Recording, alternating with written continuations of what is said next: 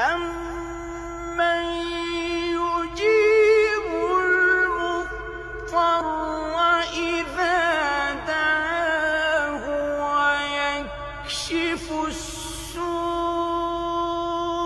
وَيَجْعَلُكُمْ خُلَفَاءَ